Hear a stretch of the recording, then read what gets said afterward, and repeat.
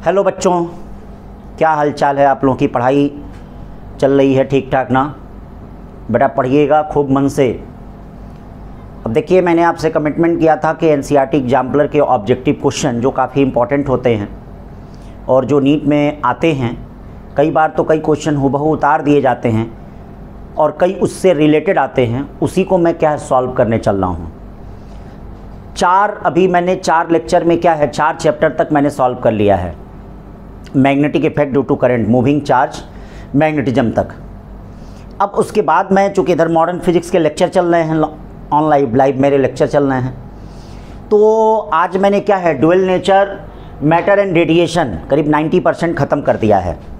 तो आज मैं आप लोगों को, ठीक है, अभी डाउनलोड हो जाएगा ये, इसका मैं वीडियो बना रहा हूँ, तो शाम मतलब रात में आप लोगों को सेंड कर दूंगा ताकि उसके क्वेश्चन आप क्या करेंगे, लगा लेंगे। ये dual nature of matter and radiation part 1, ठीक है, उसके ऑब्जेक्टिव क्वेश्चन एनसीईआरटी एग्जाम्पलर के। तो चलिए सॉल्व किया जाए, क्या है कैसे है। देखिए बेटा, इसमें कुल 13 क्वेश्चन हैं, 13 क्वेश्चन हैं और 13 क्वेश्चन बहुत अच्छे क्वेश्चन हैं। पूरा समझ लीजिए, एक तरह से फोटॉन, फोटो इलेक्ट्रिक इफेक्ट और आपका मैटर वेव सबको एक साथ बता देता है। इतने अच्छे क्वेश्चन हैं, सब सारी चीज़ों को बता देगा। उसमें काइनेमेटिक्स का कैसे प्रयोग होगा, ठीक है, मैटर वेव में कौन कौन सी चीज़ों का प्रयोग होगा, वो सब बता देगा। चलिए पहला क्वेश्चन 11.1, 11वां चैप्टर है ये आपके एनसीईआरटी में। 11.1 question, A particle is the drop from A height h, A particle is drop from A height h, the de Broglie wavelength of particle as a function of height is proportional to। तो अब देखिए, de Broglie wavelength आपको height के function में निकालना है। तो बच्चों आपको ये पता होगा यहाँ पर कि लैम्डा इक्वल टू क्या होता है। ये देखिए, लैम्डा इक्वल टू होता है, ये आपको पता होगा कि de Broglie wavelength lambda equal to h/mv होता है। और पार्टिकल को क्या है, वह किसी हाइट से गिराया जा रहा है। तो ये देखिए, जब यहाँ से गिराया जाएगा तो उसकी इनिशियल वेलोसिटी क्या है, छोड़ा जा रहा है, 0 है। ये मान लीजिए h हाइट तक वह नीचे आया, तो अगर वह h हाइट तक नीचे आ रहा है तो ये बताइए यहाँ पे उसकी वेलोसिटी v² = 0 + 2gh होगा। बोलो भाई, v² = 0 प्लस कितना होगा, 2gh होगा। या v = क्या होगा, ठीक है, 2gh। ऐसे ही रिलेशन आपका टाइम में भी आ सकता है, v = 0 प्लस क्या होगा, gt होगा। तो वेलोसिटी और टाइम में रिलेशन आ जाएगा आपका। ये वेलोसिटी और हाइट पे रिलेशन आ गया आपका। देखिए, वेलोसिटी और हाइट में रिलेशन आ गया। अब ये वैल्यू जरा आप यहाँ रख दीजिए, lambda equal to h/mv। v कितना है, रूट में 2gh। देखिए हाइट के अनुसार, काइनेमेटिक्स के अकॉर्डिंग, v h/m रूट में 2gh। अब देख रहे हैं h constant, m constant, 2g constant. Lambda directly proportional to, नीचे h पे हाफ है, ऊपर जाएगा तो h पे -½ आएगा। बोलिए, lambda directly proportional to h पे कितना आएगा, -½ आएगा। तो अब बताओ बेटा, कौन सा ऑप्शन इसमें सही है? डी वाला ऑप्शन सही है। छोटी छोटी बातों को ध्यान दीजिए, छोटी छोटी बातों को ध्यान देंगे तो सारे क्वेश्चन को आप यहाँ पे कर ले जाएंगे। चलिए अब दूसरे क्वेश्चन की तरफ, 11.2 की तरफ बढ़ते हैं बेटा। 11.2 की तरफ देखिए, 11.2 क्या कह रहा है, ये कह रहा है कि the wavelength of a photon needed to remove a photon from a nucleus is bound to nucleus with 1 mega electron volt energy is nearly. मतलब कह रहा है कि अगर एनर्जी 1 मेगा इलेक्ट्रॉन वोल्ट है तो फोटॉन की वेवलेंथ क्या होगी, यही आपसे पूछा जा रहा है, फोटॉन की वेवलेंथ। अब इस पर बहुत क्वेश्चन है, इस साल भी आपका नीट में इसी कॉन्सेप्ट पे क्वेश्चन आया था। उड़ीसा जो नीट हुआ था, एनर्जी दे दिया था और आपको वेवलेंथ क्या है पूछ दिया था। और भी नीट में देखेंगे कई इस पे क्वेश्चन पूछे गए हैं। तो बहुत ही सिंपल, बहुत ही प्यारे प्यारे, बहुत ही आसान क्वेश्चन इस पे क्या है पूछे जाते हैं बेटा। तो यहाँ पे क्या कर रहा है, अब देखिए, सब आपको पता है, photon from a nucleus is bound to a nucleus with 1, यानी एनर्जी आपको पता है equal to 1 mega electron volt. का मतलब क्या हो गया, 10⁶ इलेक्ट्रॉन वोल्ट। ये आपका एनर्जी हो गया, देखिएगा ये एनर्जी हो गया। अब आपको वेवलेंथ बताना है, तो जरा फोटॉन की एनर्जी बताइए। हमने क्या बताया फार्मूले में, फोटॉन की एनर्जी आप सभी लोगों को पता होगा, 12,400 अपॉन लैम्डा, ये इलेक्ट्रॉन वोल्ट होता है। और ये लैम्डा किस में आता है, एंगस्ट्रॉम में आता है। तो बताइए हमको लैम्डा निकालना है, वेवलेंथ निकालना है। तो जब वेवलेंथ निकालना है तो ये देखिए लैम्डा इक्वल टू क्या हो जाएगा, लैम्डा एंगस्ट्रॉम क्या आएगा 12,400 अपॉन 10⁻⁶। और ये देखिए ये इलेक्ट्रॉन वोल्ट हो गया, ये भी इलेक्ट्रॉन वोल्ट हो गया, इलेक्ट्रॉन वोल्ट कैन। अब ये देखिए क्या आएगा लैम्डा एंगस्ट्रॉम में, ठीक है 12,400 इंटू 10⁻⁶। ये देखिए 1 2 3 4, इसको चेंज कर लेते हैं। ये देखिए चेंज कर लेंगे तो क्या आएगा, कैसे आएगा, कौन सी चीज़ आएगी, ठीक है। आप जानते हैं कि यहाँ पे क्या होगा ये, ठीक है। अब जब इसको आप सॉल्व करेंगे, मेगा इलेक्ट्रॉन वोल्ट है, 1 मेगा 10 टू पावर कितना होता है 6 होता है। 1 मेगा 10 टू पावर किसके बराबर होता है 6 के बराबर होता है। तो जब आप इसको सॉल्व करेंगे, कितना इलेक्ट्रॉन वोल्ट में दिया गया है, इसको सॉल्व करेंगे तो ये आपका 1.2 मतलब किस में आ रहा है भैया, ये वाला ऑप्शन आ रहा है। कौन सा ऑप्शन आ रहा है, बी वाला ऑप्शन आ रहा है। देखिए बी वाला ऑप्शन आ रहा है कि नहीं आ रहा है, देखिए बेटा बी वाला ऑप्शन आ रहा है। जब इसको सॉल्व करेंगे ये एंगस्ट्रॉम में आएगा, फिर उसको आप नैनोमीटर में बदल लीजिएगा। 1 नैनोमीटर में आप जानते हैं 10 एंगस्ट्रॉम होता है, और 1 एंगस्ट्रॉम में क्या होता है 10⁻⁻1 नैनोमीटर होता है। 10⁻⁻1 क्या होता है नैनोमीटर होता है। तो इसको सॉल्व करेंगे तो 1.2 इंटू 10⁻³ नैनोमीटर ये आएगा, ठीक है बेटा। ये हो गया हमारा दूसरा क्वेश्चन। बहुत ही सिंपल इस प्रकार के क्वेश्चन आपको मिलेंगे, ठीक है। उड़ीसा नीट में भी इस पर बेटा क्वेश्चन इस साल आया था, जो उड़ीसा में परीक्षा हुई थी नीट की। अब चलते हैं ये 11.3 क्वेश्चन। ये क्वेश्चन बड़ा बच्चे बहुत पूछते हैं ज़्यादा, ठीक है। 11.3 क्वेश्चन जो है इसकी डिमांड बहुत ज़्यादा होती है, ये बच्चे बहुत पूछते हैं और कंफ्यूज होते हैं क्या है कैसे है। तो सबसे पहली चीज़ मैं आपको बताना चाहूँगा, ज़रा यहाँ पे इस क्वेश्चन को पढ़ने के पहले मैं आपको ये बताना चाहूँगा, किसी भी सरफेस से इलेक्ट्रॉन निकालने की 3 प्रक्रिया होती है, ठीक है। 3 या एक तरह से 4 प्रक्रिया कह सकते हैं आप किसी भी सरफेस से इलेक्ट्रॉन निकालने की। पहली प्रक्रिया का जो नाम है उसका नाम है फोटो इलेक्ट्रिक इमिशन। ये देखिए पहली प्रक्रिया क्या है, फोटो इलेक्ट्रिक इमिशन।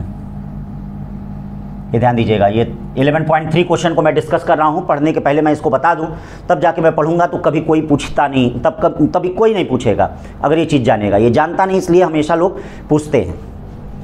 दूसरा देखो बेटा क्या होता है, थर्मियोनिक इमिशन। थर्मियोनिक इमिशन होता है, ये देखिए थर्मियोनिक इमिशन होता है। तीसरा क्या होता है बेटा, फील्ड इमिशन होता है। और चौथा क्या होता है, सेकेंडरी इमिशन क्या होता है, ये सेकेंडरी इमिशन होता है। अब देख लीजिए चारों क्या होते हैं। ये चारों इलेक्ट्रॉन निकालने की ही प्रक्रिया होती है। जैसे फोटो इलेक्ट्रिक इमिशन जो होता है, अगर कोई फोटान मतलब एनर्जी के पैकेट्स और बंडल किसी मेटल सरफेस पे अगर गिरते हैं, किसी मेटल सरफेस पे गिरते हैं, तो उससे इलेक्ट्रॉन का जो इमिशन होता है, ठीक है, उसको हम फोटो इलेक्ट्रिक इफेक्ट कहते हैं, ठीक है, या फोटो इमिशन कहते हैं। जैसे मान लीजिए फोटान हो गया सूटेबल फ्रीक्वेंसी का, ये गिरा, ठीक है, तो अपनी एनर्जी को 2 पार्ट में डिवाइड करता है, पहला वर्क फंक्शन में और दूसरा निकले हुए इलेक्ट्रॉनों को क्या करता है, मैक्सिमम काइनेटिक एनर्जी देता है, उसको हम कहते हैं photo electric emission. Thermionic emission क्या होता है, थर्मियोनिक इमिशन में हम क्या करते हैं, याद रखिएगा, मेटल सरफेस को हीट करते हैं। ये एडिशन साहब ने दिया था, ये हीट करते हैं। तो जब हीट करते हैं तो इससे देखिए इलेक्ट्रॉन क्या करते हैं, निकलते हैं, ठीक है। ये जो डायोड और ट्रायोड वाल्व पहले बने थे वह थर्मियोनिक इमिशन पे ही बने थे, ठीक है, जिसमें क्या होता था, हीट होता था। तो हीट होता था किसी कंडक्टर से, ठीक है, इलेक्ट्रॉन निकलते हैं। फिर तीसरी जो प्रक्रिया है बेटा, फील्ड इमिशन, मतलब हम इलेक्ट्रिक फील्ड अप्लाई करते हैं। याद रखिएगा, कोई भी मेटल सरफेस है उसमें हम इलेक्ट्रिक फील्ड अप्लाई करते हैं, और जब हम इलेक्ट्रिक फील्ड अप्लाई करते हैं तो याद रखिएगा उससे इलेक्ट्रॉन क्या निकलते हैं, इसको हम लोग क्या कहते हैं, फील्ड इमिशन कहते हैं, ठीक है। इसको फील्ड इमिशन कहा जाता है जब इलेक्ट्रिक फील्ड अप्लाई करते हैं। और यही क्या होता है, सेकेंडरी इमिशन क्या होता है, सेकेंडरी इमिशन का मतलब होता है किसी मेटल सरफेस पे इलेक्ट्रॉन का बम्बार्डमेंट अगर कहते हैं, किसी भी मेटल सरफेस पे अगर इलेक्ट्रॉन का बम्बार्डमेंट करते हैं तो उससे भी इलेक्ट्रॉन क्या है, उस सरफेस से निकलते हैं, ठीक है। तो सेकेंडरी इमिशन में क्या होता है, जैसे मान लीजिए मेटल सरफेस है, और ये देखिए इलेक्ट्रॉन का हमने बम्बार्डमेंट किया, तो ये इलेक्ट्रॉन इस मेटल सरफेस से कोलाइड करेगा। तो जब इस मेटल सरफेस से कोलाइड करता है तो उससे इलेक्ट्रॉन को क्या करता है, कोलाइड करेगा, तो जो यहाँ इलेक्ट्रॉन होंगे उनको निकालेगा। इसको हम लोग क्या कहते हैं, सेकेंडरी इमिशन। ये 4 प्रक्रिया से, ठीक है, क्या होता है, किसी भी सरफेस से इलेक्ट्रॉन निकाला जाता है। फोटो इलेक्ट्रिक इमिशन में क्या होगा, एक सूटेबल फ्रीक्वेंसी की लाइट अगर किसी मेटल सरफेस पे पड़ती है तो इलेक्ट्रॉनों का जो इमिशन होता है उसको फोटो इलेक्ट्रिक इमिशन कहते हैं। थर्मियोनिक इमिशन में क्या होगा, थर्मियोनिक इमिशन में ध्यान दीजिएगा, अगर मान लीजिए किसी सरफेस को हीट करेंगे, इलेक्ट्रॉन निकलेंगे तो उसको थर्मियोनिक इमिशन कहते हैं। फील्ड इमिशन में क्या होगा, अगर इलेक्ट्रिक फील्ड अप्लाई करते हैं और इलेक्ट्रॉन निकलते हैं तो उसको फील्ड इमिशन कहते हैं। और सेकेंडरी इमिशन में क्या होगा, ठीक है, अगर एक इलेक्ट्रॉनों का बम्बार्डमेंट किसी मेटल सरफेस पे होता है तो जो उस मेटल सरफेस से इलेक्ट्रॉन निकलते हैं उसको हम यहाँ पे क्या कहते हैं, फील्ड सेकेंडरी इमिशन कहते हैं। अब आइए क्वेश्चन पढ़ा जाए। देखिए, जब तक थियरी की जानकारी नहीं होगी तब तक क्वेश्चन पढ़ने से कोई फ़ायदा नहीं होगा, और अगर थियरी की जानकारी हो जाएगी तो क्वेश्चन आपका चुटकी बजा के सॉल्व हो जाएगा। तो क्या करा 11.3, consider a beam of electron, each electron with energy E0। प्रत्येक इलेक्ट्रॉन जो है एनर्जी कितना है, E0। Incident of a metal surface kept in evacuated chamber, मतलब एक एयर नहीं है उस चैम्बर में, क्या है, इसको इवैक्यूएटेड चैम्बर में क्या है रखा जा रहा है, इवैक्यूएटेड चैम्बर में। तो कह रहा है no electron will be emitted, only photon can emits electron. तो बड़ी गंदी बात कर रहा है। अब ये देखिए कौन सा प्रोसेस है, ये वाला प्रोसेस है, सेकेंडरी इमिशन है, मतलब इलेक्ट्रॉन किसी मेटल सरफेस पे इंसिडेंस किया और उससे इलेक्ट्रॉन निकल रहा है। तो कह रहा कि no electron will be emitted, only photon can emit electron, मतलब केवल फोटॉन इलेक्ट्रॉन को इमिट करते हैं। इसलिए भैया ये एकदम सरासर क्या हो गया, गलत हो गया। नहीं, खाली फोटाना नहीं करते हैं, गर्म करने पे भी इलेक्ट्रॉन निकलते हैं, इलेक्ट्रिक फील्ड भी अप्लाई करने पे इलेक्ट्रॉन निकलते हैं, और देखिए जब टकराते हैं तो भी इलेक्ट्रॉन निकलते हैं, सेकेंडरी इमिशन जिसको कहते हैं। तो इसीलिए गलत कह रहा है। Electron can be emitted but all with energy E0, मतलब इलेक्ट्रॉन उससे निकलेंगे लेकिन सारे जो होंगे वह E0 एनर्जी से निकलेंगे। ठीक है, चलिए देखा जाए क्या है। Electron can be emitted with only energy with A maximum of E0 minus 5। तो कह रहा कि इलेक्ट्रॉन निकलेंगे लेकिन जो मैक्सिमम एनर्जी होगी वो फोटान वाला केस है। ठीक है, यानी मतलब maximum energy minus work function, तब तो ये तो फोटान के लिए अप्लाई है, ये इसके लिए तो अप्लाई नहीं है। तो ये आपका क्या है, गलत होगा। ये भी आपका क्या है, सही नहीं होगा, ये आपका यहाँ पे क्या होगा, गलत होगा। अब बी और डी क्या कह रहा है, electron can be emitted with any energy with A maximum of E0। अब जरा बी और डी में देख लिया जाए कौन सही है। तो सबसे पहली चीज यहां पर यह दिया नहीं है कि इलेक्ट्रॉन टकरा कैसे रहे हैं। इलेक्ट्रॉन आपका मेटल सरफेस पे नॉर्मली भी इंसिडेंस कर सकता है, बताइए, इलेक्ट्रॉन मेटल सरफेस पे नॉर्मली भी इंसिडेंस कर सकता है, किसी ग्लांसिंग एंगल पे भी कर सकता है कि नहीं। इलास्टिक कोलिजन भी हो सकता है, इन इलास्टिक कोलिजन भी हो सकता है कि नहीं। तो ये भाई साहब क्या लिखे हैं, electron can be emitted but all with energy E0। ये सिर्फ एक केस में हो सकता है, जब इलेक्ट्रॉन नॉर्मली इंसिडेंस करे और इलास्टिक कोलिजन हो, तब तो जो इलेक्ट्रॉन निकलेंगे उनकी एनर्जी E0 होगी। ठीक है, तो ये बेटा क्या है, गलत है, क्योंकि ये सिर्फ एक केस में है जब वो नॉर्मली इंसिडेंस कर रहा है। इसीलिए हम बी को यहाँ पे करेक्ट नहीं करेंगे। बी है करेक्ट लेकिन एक स्पेशल केस में है, बी करेक्ट है लेकिन स्पेशल केस में, जब इलेक्ट्रॉन नॉर्मली मेटल सरफेस पे इंसिडेंस करेगा और इलास्टिक कोलिजन होगा तभी जाके ये होगा। लेकिन यही अगर इलेक्ट्रॉन क्या है किसी मेटल सरफेस पे, जैसे ये देखिए ये नॉर्मली इंसिडेंस ऐसे कर सकता है, फिर ऐसे भी तो इंसिडेंस कर सकता है। ये देखिए इलेक्ट्रॉन ऐसे इंसिडेंस कर रहा है ग्लांसिंग एंगल थीटा पे। ये देखिए ग्लांसिंग एंगल थीटा पे, इस तरह से ये ग्लांसिंग एंगल थीटा पे इंसिडेंस कर रहा है। अब इलास्टिक भी हो सकता है और इनइलास्टिक भी हो सकता है, इनइलास्टिक भी हो सकता है कि नहीं कोलिजन। ठीक है, नॉर्मली भी हो सकता है या ग्लांसिंग एंगल पे भी हो सकता है, नॉर्मली भी हो सकता है और क्या हो सकता है, ग्लांसिंग एंगल पे हो सकता है। तो इसके लिए कौन सा ऑप्शन सही होगा, डी वाला सही ऑप्शन होगा। Electron can be emitted with any energy, मतलब किसी एनर्जी से क्योंकि भैया कोलिजन में कुछ एनर्जी लॉस भी तो होगी। अगर इनइलास्टिक कोलिजन होगा तो कुछ एनर्जी लॉस भी तो होगी। हो सकता है ना किसी केस में एनर्जी क्या है, लॉस भी कर सकती है। ग्लांसिंग एंगल पे होगा, ठीक है, कुछ एनर्जी लॉस भी कर सकती है कि नहीं। तो electrons can be emitted with any energy, किसी एनर्जी से, with A maximum of E not. और मैक्सिमम जो हो सकता है वह एनर्जी क्या हो सकती है, ई नॉट। और वह किस केस में हो सकती है, जब वो नॉर्मली क्या करेगा, मेटल सरफेस पे गिरेगा। तो इसका कौन सा ऑप्शन सही होगा, ये डी वाला सही होगा। तो ये बच्चों का बहुत डाउट रहता है बेटा, इसलिए मैंने थोड़ा सा इस पर समय लिया, ठीक है, और आपको मैंने समझाया, ठीक है। तो ये 11.3 हो गया। अब हम आगे चलते हैं 11.4 की तरफ। चलो भाई, अब 11.4, 11.5 और 11.6 देख लीजिए, ठीक है। ये देखिए डेविसन जर्मर एक्सपेरिमेंट पे है 11.4 करा। कंसीडर फिगर, ये फिगर आपको कंसीडर करना पड़ेगा। Suppose the accelerating potential is increasing, मतलब ये देखिए एक्सेलरेटिंग पोटेंशियल, मतलब ये यहाँ से इलेक्ट्रॉन गन है, यहाँ से इलेक्ट्रॉन निकल रहा है, इसका पोटेंशियल हम इंक्रीज कर रहे हैं। Electron acceleration potential increases, the diffracted beam will have the maximum value of theta. मतलब ये देखिए जो डिफ्रैक्टेड वैल्यू है, बीम है, उसका जो ग्लांसिंग एंगल है वह कितना है, थीटा है। ये देखिए ग्लांसिंग एंगल कितना है, थीटा है। तो ग्लांसिंग एंगल थीटा, देन अब क्या होगा, अगर हम इसका पोटेंशियल बढ़ाएंगे तो अब जो थीटा होगा क्या इस थीटा से कम होगा, क्या अब वह थीटा जो होगा इस थीटा से ज़्यादा होगा, क्या अब जो वह थीटा होगा थीटा डैश थीटा के बराबर होगा। यही ऑप्शन में दिया है, ठीक है, कि consider figure, suppose the accelerating potential is increase, the diffracted beam will have the maximum value of theta. ये देखिए डिफ्रैक्टेड बीम मैक्सिमम वैल्यू कितना रख रहा, theta, that will be large than that of earlier value, मतलब अब earlier value से बड़ा हो जाएगा। Will be same as earlier value, मतलब इस वैल्यू से बराबर रहेगा। Will be less than that of earlier value, और ये कह रहा है will depend on the target. चलिए देखते हैं किस पे डिपेंड करता है, क्या चीज़ें हैं ये थीटा। तो बेटा यहाँ पर ध्यान दीजिए, ठीक है।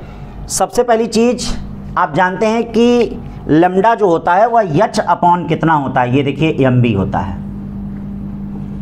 कांस्टेंट पोटेंशियल के केस में half M B square equal to, देखिए ये देखिए half M B square equal to E V होता है। दोनों तरफ एम से मल्टीप्लाई करिए तो M V equal to root में क्या आएगा, 2m ई वी आएगा। तो ये देखिए एच अपॉन कितना आ जाएगा, रूट में 2m ई वी आएगा। क्यों भाई, आएगा कि नहीं। अब बताइए लैम्डा इनवर्सली प्रोपोर्शनल टू कितना हो गया, v हो गया। इसका मतलब अगर एक्सेलरेटिंग पोटेंशियल बढ़ रहा है, देखिए एक्सेलरेटिंग पोटेंशियल बढ़ रहा है, तो बताओ भाई लैम्डा क्या होगा, लैम्डा यहाँ पे डिक्रीज करेगा कि नहीं, लैम्डा डिक्रीज।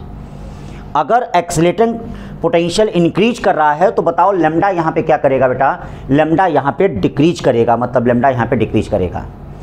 और ये जो थीटा का रिलेशन होता है वो ब्रैग्स इक्वेशन में होता है। मतलब ब्रैग्स इक्वेशन क्या है, ये देखिए ब्रैग्स इक्वेशन क्या है, जो ब्रैग्स इक्वेशन क्या है, Bragg's equation 2d sine theta equal to n lambda. ये देखिए ब्रैग्स इक्वेशन है, जहाँ d क्या है, डिस्टेंस बिटवीन डिफ्रैक्टिंग प्लेन, ठीक है। जैसे मान लीजिए यहाँ से डिफ्रैक्ट हो रहा है, मान लीजिए कुछ रे यहाँ से भी तो डिफ्रैक्ट होंगी, तो ये इनके बीच का डिस्टेंस है। ये मेटल वेटल के लिए कोई ज़रूरी नहीं है, ये फिक्स होता है। निकल क्रिस्टल के लिए 0.91 एंगस्ट्रॉम फिक्स होता है, ठीक है। तो ये डिफ्रैक्शन, ये देखिएगा, ये डिस्टेंस बिटवीन डिफ्रैक्टिंग प्लेन और n आपका जो भी हो, पहली वेव है दूसरी वेव है, किस तरह से मैक्सिमम मिनिमम मिल रहा है वह चीज़ है।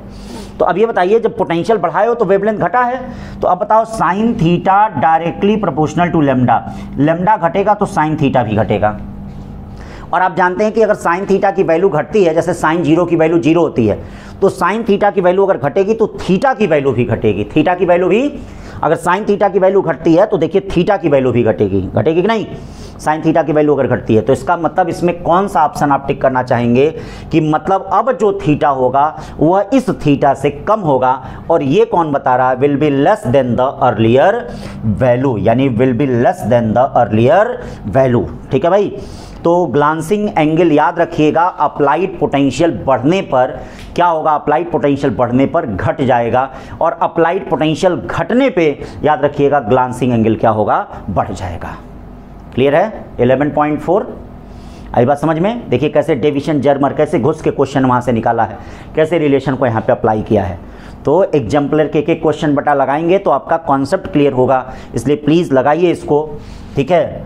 और अपने लक्ष्य को क्या है इसी वर्ष 2020 में क्या है पाइए।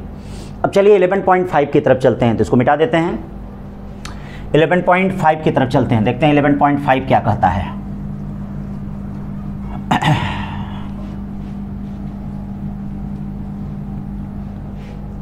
चलो भाई 11.5 देखिए क्या कहता है। 11.5 कह रहा है a proton, a neutron and electron and alpha particle have same energy.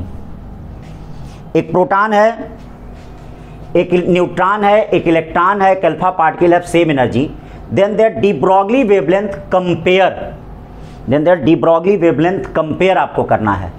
तो सबसे पहली चीज़, अगर सेम एनर्जी है तो सेम एनर्जी के केस में हम देख लेते हैं वेवलेंथ क्या होता है। ये देखिए लैम्डा h/m/v होता है, ठीक है, लैम्डा h/m/v होता है।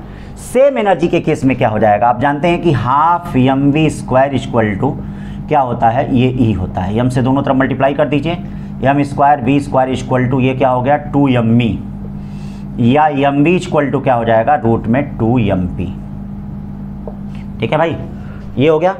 अब लैम्डा क्या हो जाएगा, सॉरी me एनर्जी के केस में, ये देखिए लैम्डा क्या हो जाएगा h/रूट में 2me। इसका मतलब जिसका मास ज़्यादा होगा उसकी वेवलेंथ कम होगी। ये देखिए लैम्डा एनर्जी सेम है, inversely proportional to root m। जिसका मास ज़्यादा उसकी वेवलेंथ कम। तो ये बताइए मास किसका ज़्यादा होता है, अल्फा पार्टिकल का मास ज़्यादा होता है, ठीक है। प्रोटॉन का और न्यूट्रॉन का मास लगभग बराबर होता है। देखिए डी ब्रॉगली वेवलेंथ न्यूट्रॉन की मैटर वेव में डी ब्रॉगली ने न्यूट्रॉन की भी वेवलेंथ निकाला है, और इलेक्ट्रॉन का मास सबसे कम होता है। तो अब उसी आधार पे देख लीजिए, जिसका मास सबसे कम होगा, याद रखिए इलेक्ट्रॉन का मास सबसे कम है इसलिए उसकी वेवलेंथ सबसे ज़्यादा होगी।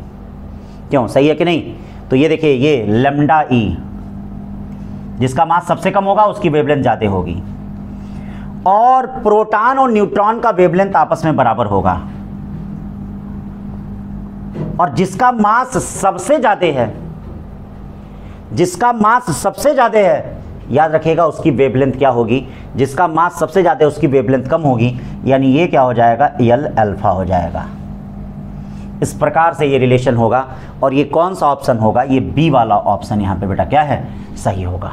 देख रहे हैं ना, तो कौन सा ऑप्शन सही होगा, बी वाला ऑप्शन यहाँ पे सही होगा। ये क्वेश्चन नंबर 11.5 हो गया, ये क्वेश्चन नंबर 11.5 हो गया, ठीक है, बातें समझ में आ गई।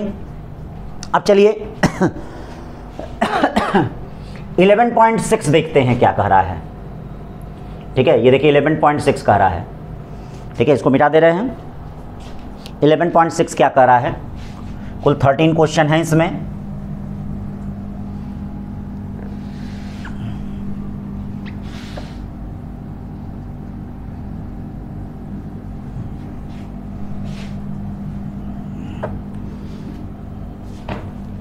चलो भाई 11.6, an electron is moving with an initial velocity v equal to v naught I cap, b equal to b naught j cap। मतलब एक इलेक्ट्रॉन जो है x एक्सिस में और y एक्सिस में मैग्नेटिक फील्ड दिया गया है, ठीक है। Then it's de Broglie wavelength, इसकी डी ब्रॉगली वेवलेंथ क्या होगी, रिमेन कांस्टेंट होगी, इंक्रीज करेगी, डिक्रीज करेगी, या इंक्रीज या डिक्रीज पीरियोडिकली, क्या होगा।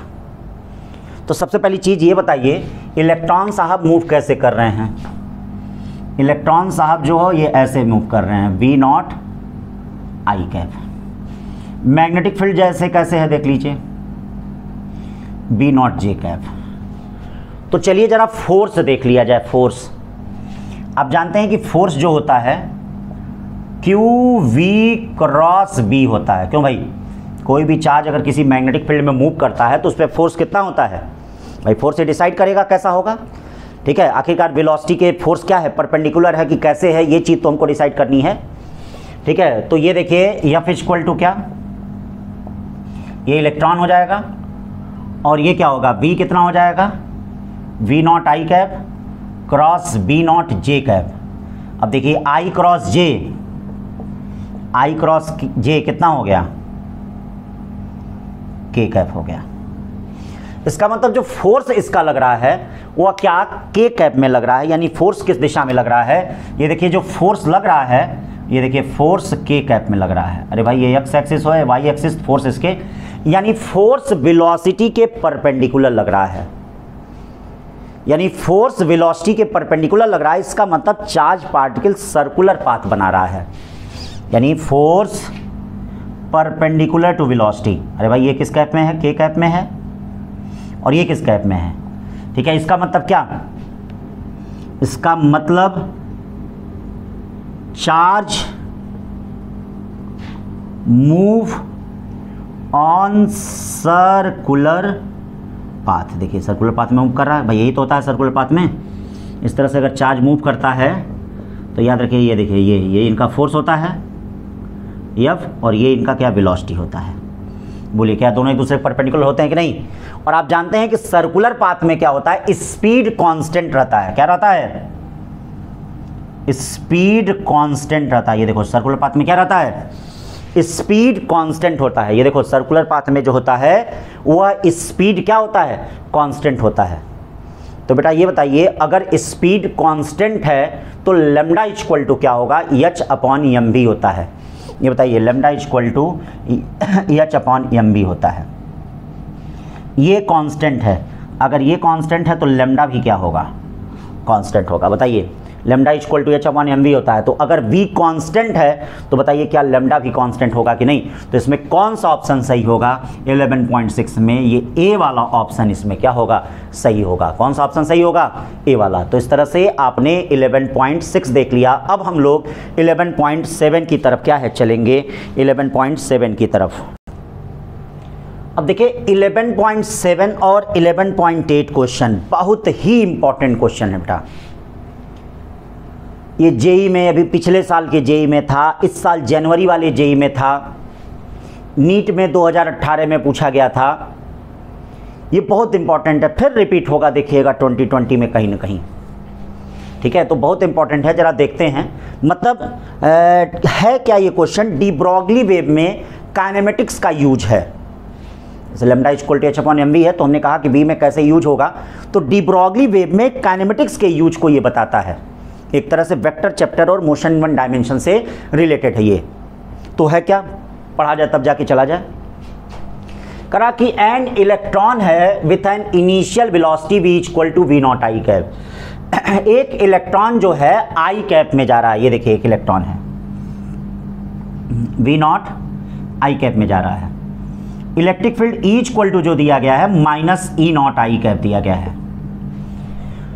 तो डी ब्रॉगली वेवलेंथ करा है टाइम टी पे। तो सबसे पहले हम देख लेते हैं कि इलेक्ट्रॉन पे फोर्स कितना होगा। चलो भैया पहले देख लेते हैं फोर्स, ठीक है, ऑन इलेक्ट्रॉन। चलिए force on electric force on electron F E equal to minus E, देखिएगा माइनस ई, और ये क्या हो जाएगा ई, यानी माइनस ई, और ये क्या हो जाएगा, ये देखिए माइनस ई और ई नॉट, यानी जो फोर्स हो गया इलेक्ट्रॉन पे वो क्या हो गया, ई हो गया। ये इलेक्ट्रॉन पे फोर्स हो गया। इलेक्ट्रॉन का एक्सीलरेशन क्या होगा, चलिए इलेक्ट्रॉन का एक्सीलरेशन देख लिया जाए। एक्सीलरेशन इलेक्ट्रॉन का ये क्या होगा, एफ ई अपॉन एम, यानी ई बाई कितना हो जाएगा, एम हो जाएगा। ये इलेक्ट्रॉन का एक्सीलरेशन हुआ। इलेक्ट्रॉन जो है इनिशियल वेलोसिटी वी नॉट से चल रहा है, ठीक है। इनिशियल वेलोसिटी, प्रारंभिक वेलोसिटी उसकी कितनी है, वी नॉट। तो टी समय के बाद उसकी वेलोसिटी क्या होगी, यानी velocity of electron after time T, यानी velocity final velocity of electron after time T. चलिए भाई final velocity of electron after time T, यानी टी समय के पश्चात उसकी फाइनल वेलोसिटी क्या होगी इलेक्ट्रॉन की। तो चलिए टी समय के पश्चात जरा फाइनल वेलोसिटी इलेक्ट्रॉन की देखते हैं। ये देखिए वी इक्वल टू क्या हो जाएगा, वी नॉट, ये देखिए वी नॉट इनिशियल वेलोसिटी है, और प्लस ए टी, या वी नॉट ए कितना है, ए है EE/m इंटू टी। तो बताइए क्या फाइनल वेलोसिटी इलेक्ट्रॉन की निकल गई कि नहीं? बोले भाई फाइनल वेलोसिटी इलेक्ट्रॉन की निकल गई, तो ये फाइनल वेलोसिटी इलेक्ट्रॉन का निकल गया। अब हमको डी ब्रॉगली वेवलेंथ बताना है। क्या बताना है? डी ब्रॉगली वेवलेंथ बताना है। तो बेटा डी ब्रॉगली वेवलेंथ क्या होगा बताओ? De Broglie wavelength lambda equal to H upon mv, या H अपॉन m। v कितना है? ये देखो v कितना है? v0 plus EE/m into T. क्यों? बस ये तो करना है, काइनेमेटिक्स का प्रयोग करना है। बहुत बच्चे आई कैप जे कैप से इससे डर जाते हैं, ठीक है, लेकिन डरना नहीं है। तो ये बताइए lambda equal to H upon क्या हो जाएगा? यम v0 प्लस EE/m इंटू कितना हो गया? टी हो गया। प्लस EE/m इंटू कितना हो गया? टी हो गया। अब यहाँ से जरा mv0 कॉमन ले लें, तो H अपॉन mv0 जरा कॉमन ले लीजिए, तो क्या बचेगा? 1 प्लस EE/m v0 बचेगा। और ये देखिए, और H अपॉन mv0 को हम क्या कहते हैं? H अपॉन mv0 को हम लैम्डा नॉट कहेंगे। H अपॉन mv0 को हम क्या कहेंगे? Lambda naught. तो अब यही फार्मूला क्या हो जाएगा? Lambda naught upon 1 plus EE/mv0। तो ये आपका इस तरह से वेवलेंथ हो गया, ठीक है। ये देखिए वेवलेंथ हो गया टी टाइम में। तो ये आपका कौन सा ऑप्शन इसमें सटीक बैठ रहा है? ये आपका ए ऑप्शन इसमें सटीक बैठ रहा है। क्यों भाई? बैठ रहा है कि नहीं? तो समझ में आया कैसे है? पहले इलेक्ट्रॉन इलेक्ट्रिक फील्ड के डायरेक्शन में जा रहा है तो उस पर फोर्स निकाल लेते हैं, F इक्वल टू ई, उसका एक्सेलेरेशन निकाल लेते हैं E/m, और इनिशियल वेलोसिटी उसकी v0 है, तो t समय के बाद उसकी वेलोसिटी निकाल लेते हैं, और जब t समय के बाद उसकी वेलोसिटी निकल जाएगी तो वेवलेंथ t समय के बाद निकाल लेते हैं। तो ये देखिए lambda equal to lambda naught upon 1 plus ET/mv0, ये वेवलेंथ हो गया। तो ये हो गया हमारा क्वेश्चन नंबर 11.7 हो गया, ठीक है। समझ रहे हैं? काफ़ी इंपॉर्टेंट क्वेश्चन है, बहुत ही इंपॉर्टेंट क्वेश्चन है, ठीक है। यही सब क्वेश्चन बेटा देखिए आ रहे हैं आजकल, इस बार के जेई वाले सेक्शन में भी उठा के देख लीजिएगा, ठीक है। यही क्वेश्चन पूछा गया है, फिर आएगा देखिएगा इस बार, फिर कहीं ना कहीं पूछा जाएगा। अब चलते हैं 11.8, ये भी आपका काइनेमेटिक्स और वेक्टर से रिलेटेड है, डी ब्रॉगली वेवलेंथ से। तो चलिए 11.8 देखते हैं कितना क्या है कैसे। 11.8 इसको मिटा देते हैं, अब 11.8 देखते हैं। चलिए भाई देखिए बेटा, मैंने आपसे कहा कि जो भी क्वेश्चन सॉल्व किया करिए, मैंने एक तरीका बताया है कि जो मैं क्वेश्चन दे रहा हूँ आप वीडियो को पॉज कर दिया करिए और फिर उसके बाद अपने से सॉल्व करिए। अगर आ जाता है तब तो बल्ले बल्ले और नहीं आ जाता तब जाके जो मैं सलूशन बता रहा हूँ उसको देखिए। तो आपके लिए क्या होगा? ये संजीवनी का काम करेगा, मल्टीविटामिन का काम करेगा ये, ठीक है। चलिए 11.8 देखते हैं क्या है। अब ये 1 डायमेंशनल मोशन था, ये जो क्वेश्चन है वो 2 डायमेंशन से रिलेटेड है, 2 डायमेंशन से। तो क्या करा है? An electron with initial velocity v equal to v0 i cap, an electron with initial velocity v equal to v0 i cap, ठीक है, E equal to E0 j cap. देखिए ये I कैप में x एक्सिस में initial velocity है, ये देखिए x axis में है, और ये E equal to E0 j cap. If lambda naught equal to H upon mv0, it's de Broglie wavelength at time t is given by, मतलब आपसे कहा जा रहा है कि इसका डी ब्रॉगली वेवलेंथ क्या होगा, ये आपसे कहा जा रहा है कि इसका डी ब्रॉगली वेवलेंथ क्या होगा, ठीक है बेटा। तो याद रखिएगा इलेक्ट्रिक फील्ड क्या है, वह देखिए इलेक्ट्रिक फील्ड आपका y कैप में है, j कैप में है, तो इसका मतलब इलेक्ट्रिक फोर्स जो होगा वो भी आपका क्या होगा? j कैप में होगा, और उसके कारण आपकी एक वेलोसिटी होगी y कैप में, यानी एक वेलोसिटी होगी x कैप में और एक वेलोसिटी होगी y कैप में, ठीक है। तो चलिए आइए देखते हैं क्या है, कैसे है, कौन सी चीज़ है। तो देखो बेटा यहाँ पे है क्या, ये क्वेश्चन जो कह रहा है कि चार्ज पार्टिकल x एक्सिस में जा रहा है। देखिए ये v x equal to v0 i cap हो गया, और चार्ज पार्टिकल पे x एक्सिस में, ये देखिए x एक्सिस में, y एक्सिस में ये इलेक्ट्रिक फील्ड लग रहा है E equal to E0 j cap लग रहा है। क्यों भाई? Electric field E equal to E0 क्या लग रहा है? j कैप लग रहा है। Electric field E equal to E0 क्या हो जाएगा? j कैप लग रहा है, ठीक है। इलेक्ट्रॉन है E0 j कैप लगेगा, और ये क्या हो जाएगा? इसकी इनिशियल वेलोसिटी क्या होगी? ui कैप में इनिशियल वेलोसिटी देखिए 0 होगी। तो जरा y एक्सिस में, ठीक है, और ये देखिए इसका रिजल्टेंट जो होगा वो क्या होगा? v होगा, देखो इसका रिजल्टेंट v होगा। यानी v क्या कह रहा है, v कह रहा है कि v इक्वल टू दो तरह की वेलोसिटी होगी, एक vx i कैप और प्लस vy j कैप। चलिए भाई यही तो होगा। और v इक्वल टू क्या होगा बेटा, रूट में vx का स्क्वायर प्लस vy का क्या स्क्वायर। ये देखिए दो तरह का होगा। तो vx तो आपको पता है, चलिए vy जरा पता कर लेते हैं। टाइम के टर्म में आंसर निकालना, टाइम के टर्म में। तो टाइम के टर्म में ये vy कितना होगा, vy इक्वल टू ये देखिए uy और प्लस uy प्लस ayt होगा।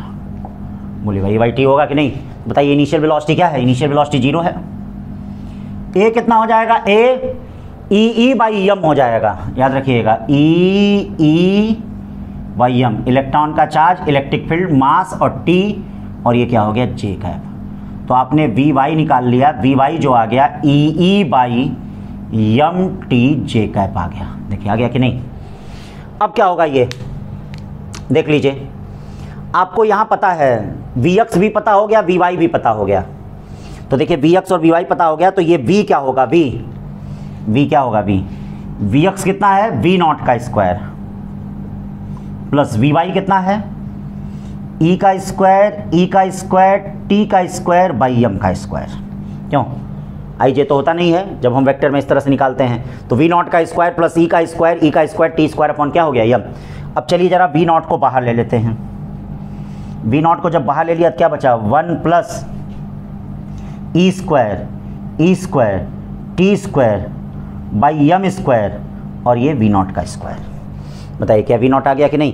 अब आप लोग खुद बताइए वेवलेंथ क्या होगी, वेवलेंथ लेमडा इक्वल टू क्या होगा। ये देखिए wavelength lambda equal to h upon m v कितना होगा, वी होगा वी नॉट रूट में 1 plus e square t square by m square v naught का स्क्वायर।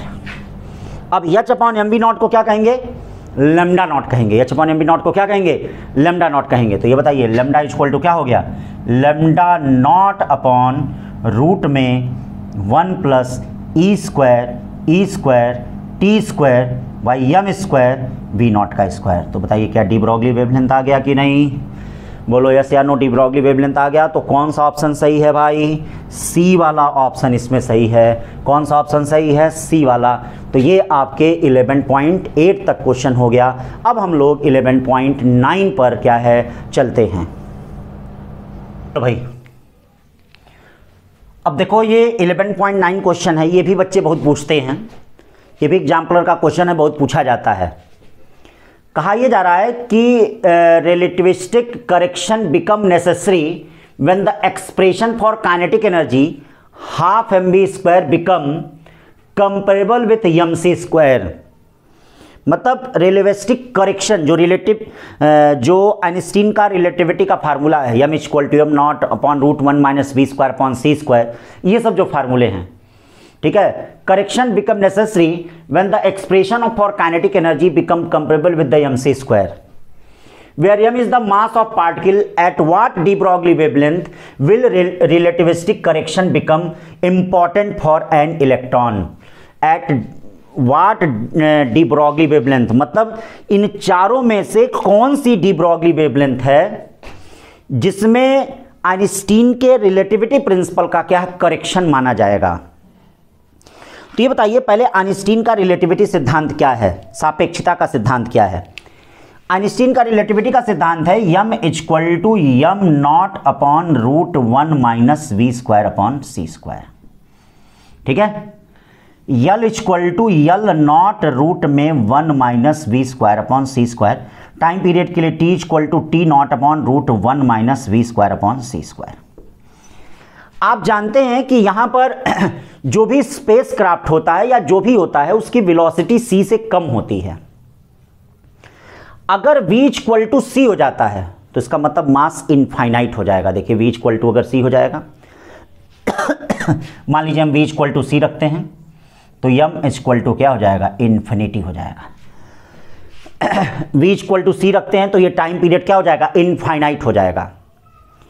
तो इसका मतलब क्या है, नेचर में जो चाहे फोटान है चाहे कुछ भी है, अगर उसकी स्पीड लाइट के स्पीड से ज़्यादा हो गई तो इसका मतलब है उसमें रिलेटिविस्टिक करेक्शन होगा। मतलब उसमें क्या कर रहा है कि will relativistic correction become important, मतलब उसमें करेक्शन की आवश्यकता होगी, ये ध्यान रखिएगा। ठीक है ना भाई, वही तो कह रहा है। तो हम क्या करते हैं, डी ब्रॉगली वेवलेंथ से यहां देख लेते हैं। ये 4 वेवलेंथ है। जिन जिन वेवलेंथ की वेलोसिटी लाइट के स्पीड से ज्यादा होगी उसमें क्या होगा, will relativistic correction become important, मतलब उसमें सापेक्षता का करेक्शन, शुद्धिकरण की आवश्यकता होगी।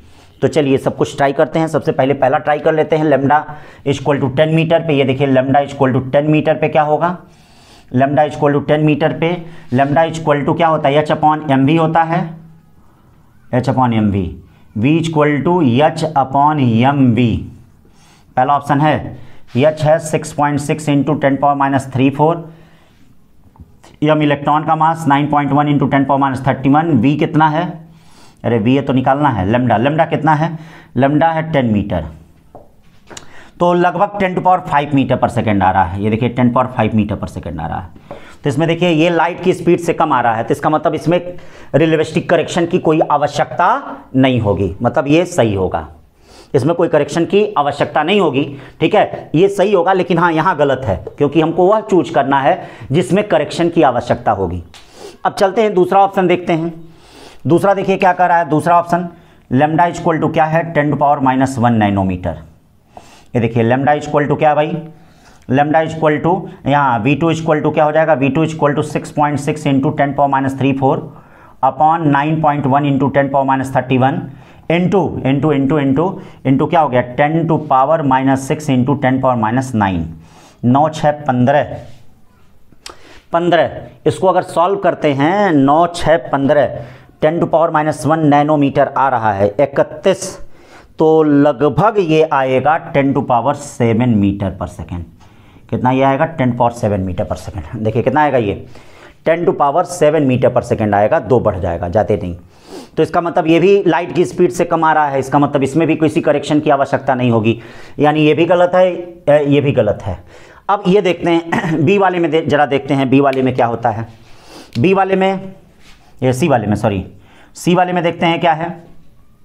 सी वाले में कह रहा है लैम्डा इक्वल टू 10⁻- क्या 1 कहा जा रहा है, लैम्डा इक्वल टू 10⁻- कितना कहा जा रहा है, 1 कहा जा रहा है। तो चलिए भाई लैम्डा इक्वल टू 10⁻⁴ सॉरी, तो ये देखिए क्या हो जाएगा, V3 इक्वल टू 6.6 इंटू 10⁻³ और ये 9.1 इंटू 10⁻31 इंटू 10⁻⁴ इंटू 10⁻⁹। ये लगभग सॉल्व करेंगे तो 10⁻10 मीटर पर सेकेंड आएगा। और ये बताइए लाइट की स्पीड कितनी होती है, 3 इंटू 10⁸, तो क्या उससे ज़्यादा आ रहा है कि नहीं। तो जब ज़्यादा आ रहा है तो क्या रिलेटिविस्टिक करेक्शन की आवश्यकता होगी, क्योंकि ठीक है आइंस्टीन के रिलेटिविटी प्रिंसिपल में ये मैक्सिमम v कितना हो सकता है, c के बराबर हो सकता है, v c से ज़्यादा नहीं हो सकता, क्योंकि अगर v c से ज़्यादा होगा तो सब कुछ चौपट हो जाएगा। तो इस वजह से ये वाला आपका ऑप्शन सी सही है। अब डी को भी जरा चेक कर लिया जाए। ठीक है, चलिए डी को चेक करते हैं। तो डी वाले में देखिए क्या है, B4 इक्वल टू क्या होगा 6.6 इंटू 10⁻³ अपॉन 9.1 इंटू 10⁻31 इंटू याद रखिएगा, इंटू कितना हो जाएगा 10⁻6 इंटू 10⁻9। ये देखिए ये आएगा लगभग 10⁻12 मीटर पर सेकेंड।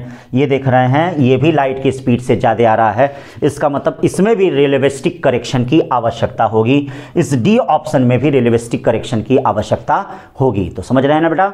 ठीक है, जिस वेवलेंथ में लाइट की जिस वेवलेंथ में वेव की वेलोसिटी लाइट के स्पीड से ज़्यादा हो will relativistic correction become important, मतलब उसमें करेक्शन की आवश्यकता होगी। तो इसमें कौन सा ऑप्शन हो गया, सी और डी। अब हम लोग चलते हैं 11.10 की ओर।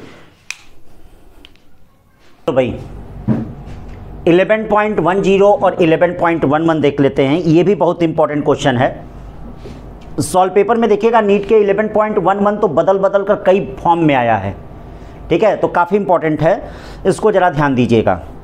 अब यहाँ पर देखिए बेटा क्या है 2 पार्टिकल A1 A2 हैं, masses M1 M2 M1 is greater then M2।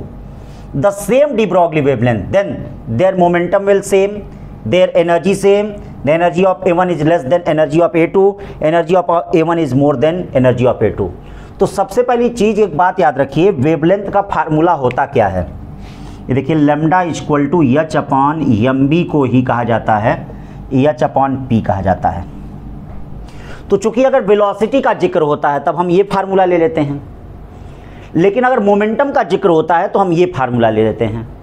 तो ये बताइए lambda equal to h upon p हो गया। क्वेश्चन कह रहा है कि दोनों का वेवलेंथ आपस में बराबर है। तो ये बताइए अगर दोनों का वेवलेंथ आपस में बराबर होगा तो क्या दोनों का मोमेंटम आपस में बराबर होगा कि नहीं। अगर दोनों का वेवलेंथ आपस में बराबर है तो बताइए क्या दोनों का मोमेंटम आपस में बराबर होगा कि नहीं। तो यानी ये there momenta will be same.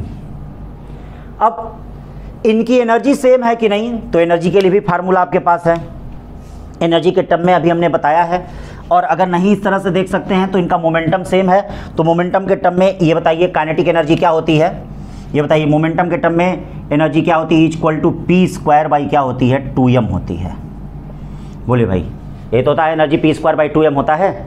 जिसका मास ज़्यादा होगा उसकी एनर्जी कम होगी, यानी मोमेंटम p तो सेम है, यानी E1 by E2 equal to m2 by क्या हो गया m1 हो गया। बताइए m2 बाई m1 हो गया कि नहीं। तो जिसका मास ज़्यादा होगा, किसका मास ज़्यादा है बताइए, m1 का मास ज़्यादा है तो m1 वाली की एनर्जी क्या होगी, कम होगी। तो energy of A1 is less than energy of क्या A2। जिसका मास ज़्यादा होगा उसकी एनर्जी कम होगी, यानी कौन सा ऑप्शन सही है, A और C सही है। आई बात समझ में। तो भाई अगर वेवलेंथ सेम है तो there momenta will be same. और याद रखिए जिसका मास ज़्यादा होगा, क्या इस फार्मूले से कर सकते हैं, चाहे ये फार्मूले से भी लगा सकते हैं। Lambda h equal to h upon root में 2m e, दोनों एक ही चीज़ है। अरे भाई पी की वैल्यू एच बाई लैम्डा रख दीजिए, तो लैम्डा सेम है तो ये देखिए energy inversely proportional to m है कि नहीं। तो E1 upon E2 equal to m2 upon क्या है m1 है। ठीक है, इसका मतलब A और C सही है।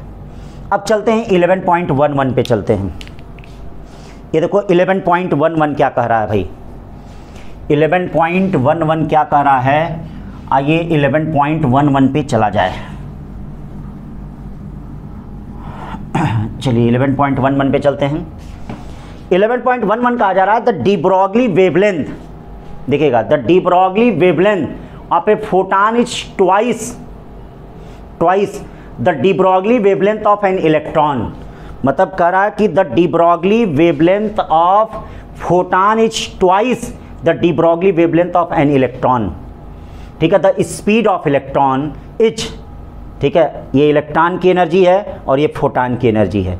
तो क्या क्या है, इस तरह का क्वेश्चन बेटा नीट में खूब बना बिगाड़ के आया है।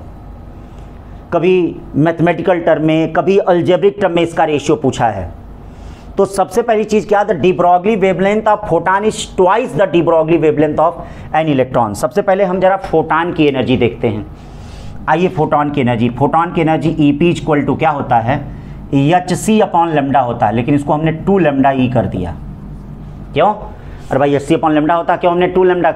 अरे भाई ट्वाइस बोला है क्वेश्चन में, देखिए फोटॉन इज ट्वाइस बोला है कि नहीं, the de Broglie wavelength of an electron. ठीक है, अब जरा इलेक्ट्रॉन की एनर्जी देख लेते हैं। इलेक्ट्रॉन की एनर्जी देखिए क्या होगी, ये देखिए इलेक्ट्रॉन की energy e equal to p square by क्या होगा 2m होगा। क्यों भाई, यही तो होगा। इलेक्ट्रॉन की energy e equal to p square upon कितना होगा 2m होगा। पी स्क्वायर अपॉन कितना हो जाएगा 2m हो जाएगा। जरा इसको देख लेते हैं, ये देखिए। अब ये देखिए p कितना होगा, पी एच बाई लेमडा होता है। क्यों, पी एच बाई लेमडा होता है, तो ये क्या हो जाएगा एच स्क्वायर अपॉन 2m और ये देखिए लेमडा ई का होल स्क्वायर। हो गया कि नहीं। अब पहला आपको क्या बताना है, ई बाई ई पी का रेशियो बताना है। ई बाई ई पी का रेशियो बताना है। तो चलिए भाई ई बाई ई पी का रेशियो बताया जाए। ई बाई ई पी, ये देखिए ई बाई ई पी। चलिए ई को रखते हैं H square upon 2m lambda E का square H C upon lambda E. एक एच से एक एच कटा, एक लेमडा ए से एक लेमडा ए कटा। अब बताइए क्या बचा, एच अपॉन 2m। ये देखिए 2m।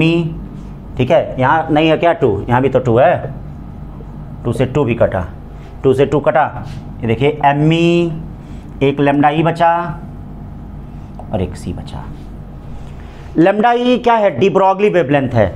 और ये बताइए डी ब्रॉगली वेवलेंथ होती कितनी है, जरा बताइए तो। डी ब्रॉगली वेवलेंथ क्या होती है?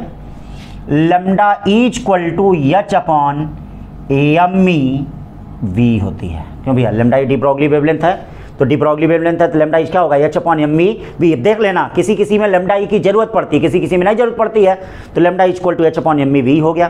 तो अब बताइए क्या हो जाएगा? E upon e p equal to h upon m e, h upon m e v c. ये देखिए एच से एच कट गया, एम ई से एम ई कट गया, वी ई बाई सी। और ये बताइए v है कितना? v दिया है c बाई 100, c 100। ये देखिए c c कट गया, यानी क्या आ गया? 10⁻² आ गया। यानी एक ऑप्शन सही हो गया। कौन सा? v वाला ऑप्शन सही हो गया। बोले भाई v वाला ऑप्शन सही हो गया कि नहीं? अब क्या करा है? इलेक्ट्रॉन का मोमेंटम, और ये देखिए ये एम और सी का प्रोडक्ट क्या होगा। तो चलिए भाई इसको जरा देख लेते हैं। इलेक्ट्रॉन का मोमेंटम, ये बताइए p e upon m e c. P क्या हो जाएगा? पी हो जाएगा m e v upon m e c. ये देखिए एम ई कट गया। वी क्या दिया है क्वेश्चन में? सी बाई 100 दिया है। देखिए सी बाई 100 है, तो सी बाई सी और 100 हो गया, कटा, ये क्या आ गया? 10⁻²। तो ये कौन सा ऑप्शन सही हो गया? ये देखिए आपका बी और सी ऑप्शन सही हो गया। तो बेटा ये 11.11 बहुत ही इंपॉर्टेंट क्वेश्चन है, ठीक है। हमेशा याद रखिएगा फोटान की एनर्जी क्या होती है? एच सी अपॉन लैम्डा ई। और इलेक्ट्रॉन की मतलब डी ब्रॉगली वेवलेंथ में जो एनर्जी होती है p² अपॉन 2m, जहाँ पी एच बाई क्या होता है? लैम्डा होता है। अब जैसा दिया हो, ट्वाइस दिया हो, थ्राइस दिया हो, 1/2 दिया हो, उसके रिलेशन को हम ऑब्टेन करके हम इस तरह से यहाँ पे क्या है? सॉल्व कर लेंगे, ठीक है। तो ये हो गया 11.11। अब 2 क्वेश्चन और बचे हैं, इनको देख लीजिए।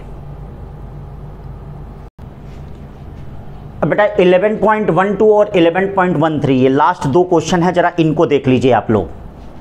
ये क्या कर रहे हैं? दोनों बड़े इंपॉर्टेंट क्वेश्चन हैं। करा photons absorb in matter are converted to heat, ठीक है। मतलब फोटान कोई मैटर अगर एब्जॉर्ब कर रहा तो हीट में बदल जा रहा है।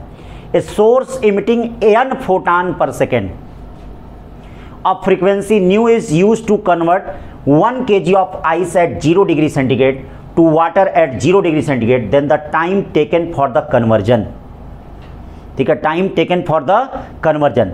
तो अब देखिए law of conservation of energy लगेगा बेटा, law of conservation of energy, यानी energy given by photon equal to energy taken by ice. यानी क्या हो जाएगा? एनर्जी गिवन बाय फोटान, ये देखिए एनर्जी, ठीक है, given by photon in time t equal to या heat given by photon equal to heat taken by ice. इस कॉन्सेप्ट का यूज करेंगे। अब देखिए फोटॉन की एनर्जी कितनी होती है? एच न्यू होती है। यन फोटॉन की एनर्जी कितनी होगी? यन एच न्यू होगी, ठीक है। लेकिन यन में टाइम छिपा हुआ है, ठीक है। जैसे क्या हो जाएगा? एनर्जी गिवन बाई फोटॉन कितना हो जाएगा? ये देखिए n h nu t equal to heat taken by ice. ये देखिए क्या होगा? आइस कन्वर्ट हो रहा है तो इसका मतलब ml हो जाएगा। क्यों भाई? ये देखिए यन में क्या छिपा हुआ है ना, यन में क्या है? ये फोटान पर सेकंड है, ये देखिए पर सेकंड है, तभी सेकंड डायमेंशनली ट्रू होगा। तो n h nu t equal to ml। अब कह रहा कि टी क्या होगा? टी ये जो टाइम लगेगा टेकन फॉर द कन्वर्जन, मतलब इस कन्वर्जन के लिए the time taken for the conversion क्या लगेगा? किन किन चीज़ों पे डिपेंड करेगा? T equal to ml upon n h nu. किन किन चीज़ों पे डिपेंड करेगा? पहला करा टाइम डिक्रीज करेगा with n increase nu constant, मतलब अगर न्यू कांस्टेंट है और यन अगर यन बढ़ेगा तो बताइए टाइम घटेगा कि नहीं? तो क्या पहला ऑप्शन सही है? तो टाइम डिक्रीज करेगा with n increase nu constant. Time decrease करेगा with n constant nu increase. मान लीजिए यन कांस्टेंट है, न्यू बढ़ रहा है तो बताइए टाइम घटेगा कि नहीं, इसका मतलब बी ऑप्शन भी सही है। और फिर कह रहा remain constant if n new constant, यानी मतलब नंबर ऑफ फोटॉन, और अगर फ्रीक्वेंसी का प्रोडक्ट कांस्टेंट होता है तो बताइए टी कांस्टेंट होगा कि नहीं, तो इसका मतलब सी बी ऑप्शन सही है। और ये क्या कर रहा है, increase when n new increase, अगर n न्यू इंक्रीज करेगा तो टाइम डिक्रीज करेगा, इसका मतलब ये डी ऑप्शन क्या होगा, गलत होगा। देख रहे हैं कितने इंपॉर्टेंट क्वेश्चन हैं, कैसे ले जाके हीट में भी क्या इस फोटॉन को लगा दिया। ठीक है, तो भाई energy given by photon in time t equal to heat taken by ice, जो आइस हीट लेगा तभी तो कन्वर्ट होगा वह। ठीक है, और ये कन्वर्जन अगर होता है स्टेट में चेंजिंग होती है तमल होता है। और ये एनर्जी पर सेकंड है तो उसको एनर्जी में बनाने के लिए टाइम से मल्टीप्लाई करेंगे, तो ये देखिए ये रिलेशन आ गया, इससे हम सॉल्व कर लेंगे। ठीक है बेटा, अब 11.13 चलते हैं। चलिए भाई 11.13 लास्ट क्वेश्चन इस चैप्टर का।